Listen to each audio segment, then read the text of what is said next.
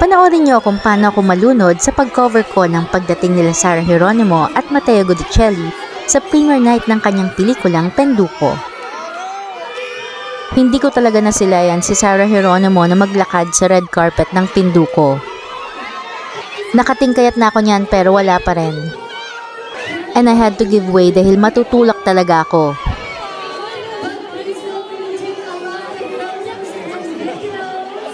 Pero sa huli, nakakuha rin ako ng shot. Hindi nga lang masyadong maganda pero kuha naman yung main cast ng Penduko, starring Matteo Gudicelli with Kylie Versosa, Albert Martinez, and John Arcilla. Penduko is directed by Jason Paul Laksamana. This is a film entry of Viva Films para sa MMFF 2023. Enjoy the chaos! Masaya naman! Good luck sa movie mo, Matteo Gudicelli!